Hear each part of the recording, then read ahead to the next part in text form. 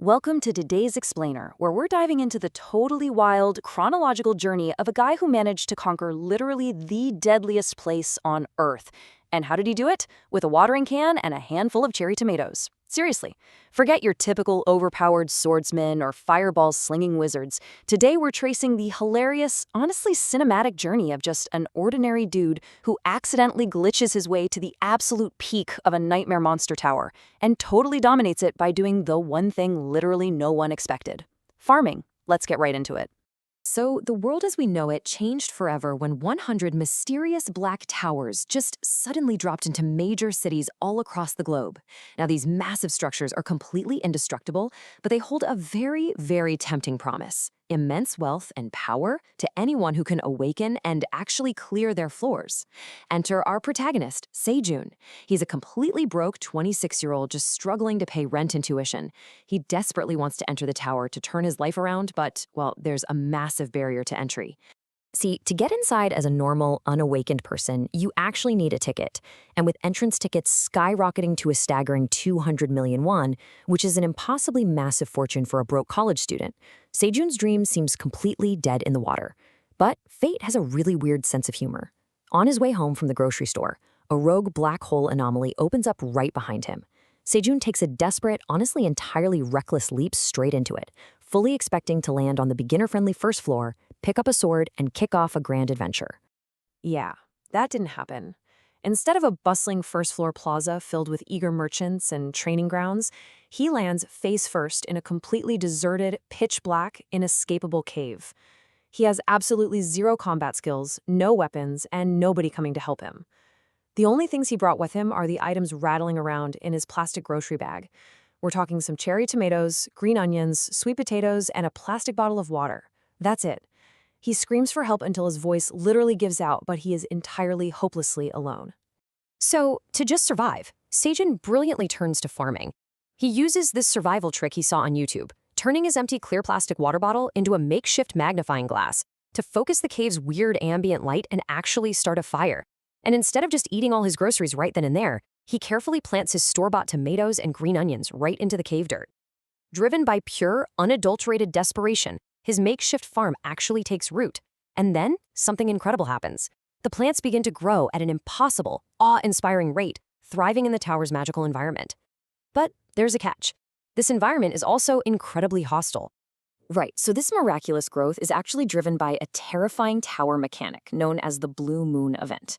Every 30 days, the sky inside the tower turns blue. For humans, total nightmare. It drives the giant, terrifying monsters outside his cave into an absolute frenzy, bringing massive predators right to his doorstep while he's just cowering inside in fear. But on the flip side, the blue moon's energy infuses his ordinary crops with incredible magical properties. It literally turns a normal sweet potato into a stat-boosting magical artifact. Now, unbeknownst to Sejun, the tower administrator, who happens to be a mighty black dragon named Eileen, has been watching him through a crystal ball this whole time. She realizes Sejun's arrival was a complete system error, like he was never supposed to be there. At first, she tries to quietly just eliminate him by sending these impossible quests with a failure means death penalty.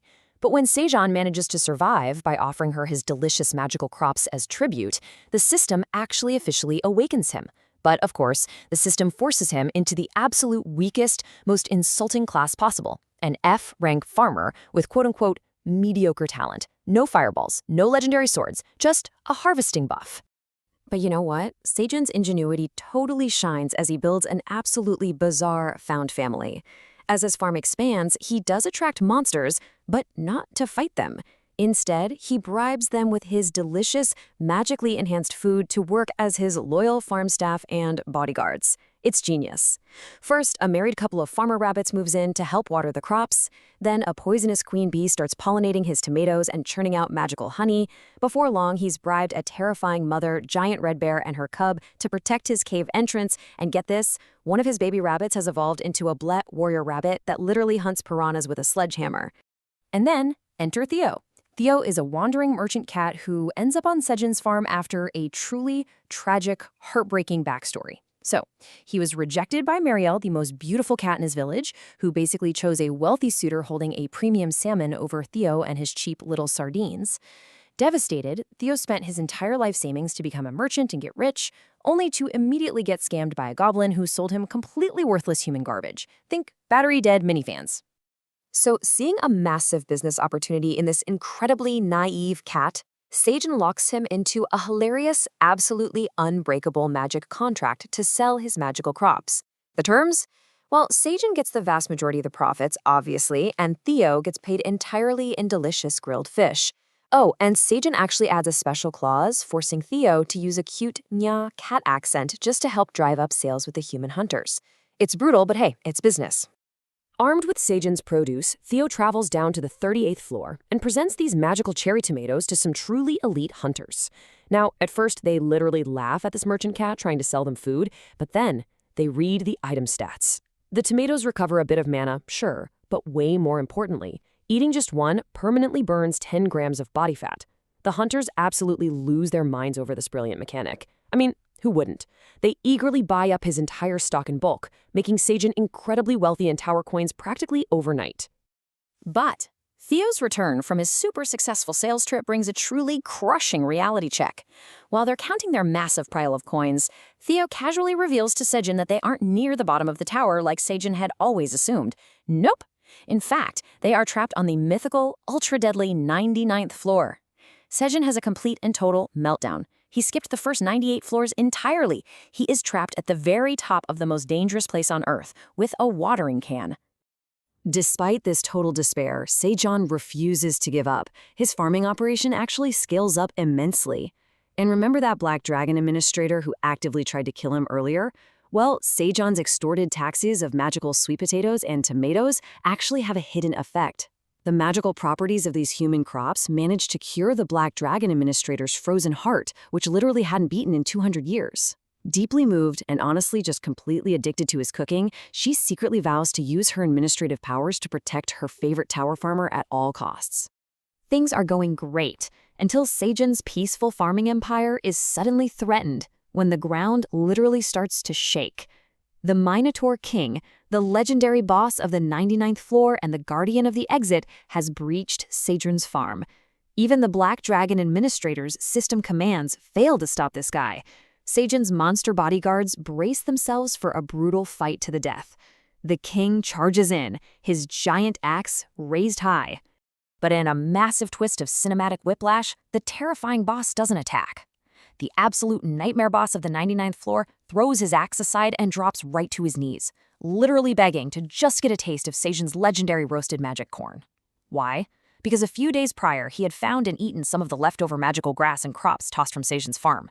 So the strongest monster on the entire floor literally becomes a loyal subordinate on the spot, completely and utterly addicted to a farmer's cooking. With the floor boss fully tamed and happily munching on corn, Seijin's path to freedom is finally clear. He leaves his cave for the very first time, proudly riding on the paw of the mother giant red bear. Escorted safely across the incredibly dangerous 99th floor territory, he finally makes it to the transit waypoint. It's this glowing stone that serves as his one and only chance to teleport back to the outside world and finally return to Earth. So, Seijin reaches out and touches the glowing stone, absolutely ecstatic to finally go home, check on his family, and leave this crazy monster tower behind for good. But suddenly, a system message pops up on screen. It asks him to select a previously registered floor waypoint to travel to. And here's the kicker. Because Seijin glitched straight to floor 99 on day 1, he never actually registered the first floor waypoint. He has absolutely 0 saved locations to load, leaving us with a staggering cliffhanger. Our brilliant cherry tomato growing protagonist is permanently trapped at the very top of the tower. Like, how is he ever going to get down? You really have to wonder, is this the end of his journey, or is Seijin about to turn the entire 99th floor into the greatest agricultural empire the world has ever seen?